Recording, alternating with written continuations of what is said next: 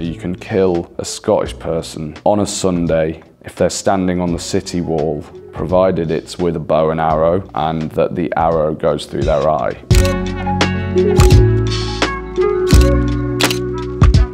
Hello, it is Zac here from Deadletter, and I'm here at DIFFUS to talk about our debut LP, Hysterical Strength. How would you describe Deadletter's music? To pin down exactly what our music is, I think a sort of unanimous statement that we make, all of us, is that it's danceable. You know, you can dance to it. There are things that get coined as post-punk, which are maybe quite aggressive or quite motoric in the way that they sound, but I think ours is quite rhythm heavy, so I suppose it makes sense that you can dance to it. What kind of music soundtracked your upbringing? So I grew up in a very small town in North Yorkshire called Malton. The nearest city to which is York. I mean, most of my musical interest came from my mother. I think some of the earliest things I was introduced to were David Bowie, the Stranglers, Bob Dylan, Prince, and then bands like the Waterboys. Yeah, I kind of remember always being really into music. I remember kind of a family friend giving me a guitar, and then one day I picked it up and decided I wanted to learn it. And then upon learning it, I suppose that's when I expanded what I was listening to and started to make my own decisions. And probably the biggest, or the most significant, the one that I go back to the most is Leonard Cohen. And that's definitely based on the lyrics. And most of the music I do listen to, I tend to absorb the lyrics.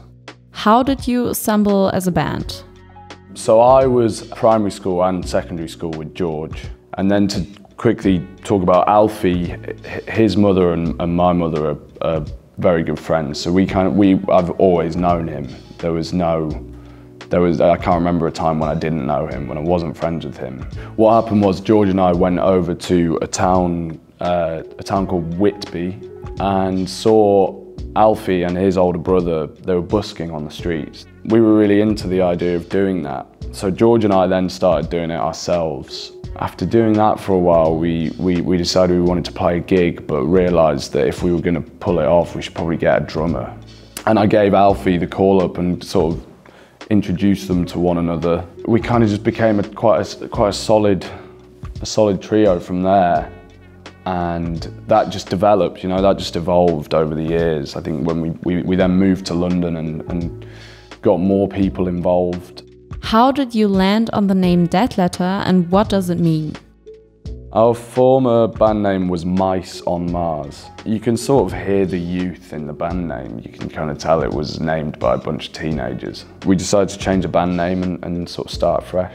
Yeah, I remember we kind of met up in a pub in Brixton, and we all brought a list of band names. And yeah, we had all these names, and if someone disagreed around the table, we'd stop, and Deadletter was the first one where everyone said yes.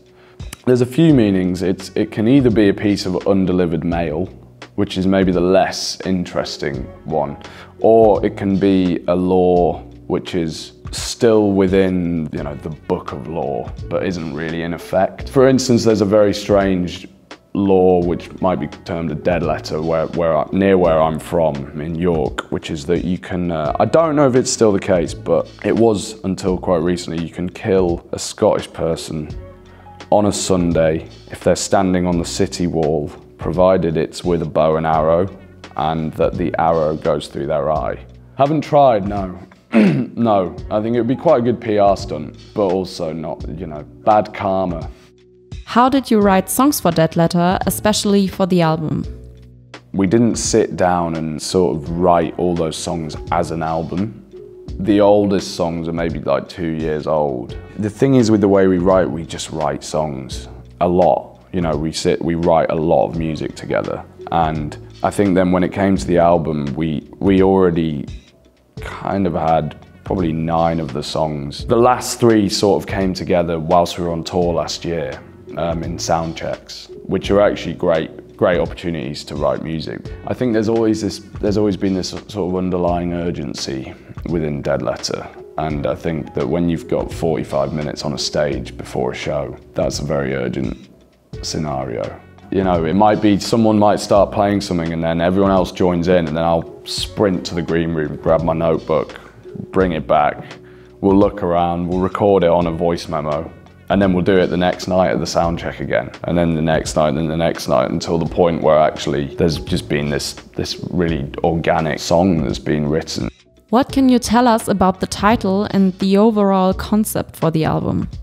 Maybe without even realizing, through the sort of lyrical themes, maybe this album is about finding that space between something that you might regard to be miserable and brutal and something that you might regard to be beautiful, you know? And I think within that space, if you can sort of grab a bit from each side, you can put it together and create this odd cocktail of something. Listening through the album, I noticed that there are a lot of religious themes and motifs. Why did you choose to incorporate those references? It's a weird one, and I've really tried to get to the bottom of it.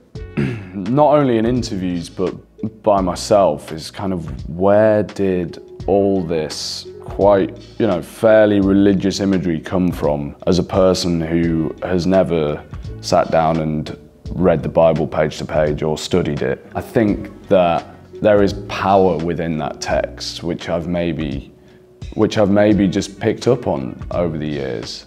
I think that what religion is, more so than being this kind of organized community, it's perhaps just a way to live your life. And I don't even necessarily think that you have to believe in God. You know, it's certainly not a Christian God in order to fulfill that. You know, the parables, they're kind of like rules for life. The scope of how literate the people who wrote those were is amazing. You know, if it were a work of fiction and it had nothing to do with religion, it would probably be regarded as the greatest work of fiction ever. So yeah, maybe that's where it comes from. What's next for you guys? Well, the near future holds another tour, starting in Ireland and then coming on to the mainland and then finishing up in the UK. And at the end of that tour will be our biggest headline show to date. And we are well within the sort of depths of album 2. Perhaps we'll be able to record that before the end of the year. As I say, we write a lot of music, so I don't see the harm in us striking while the iron's still hot.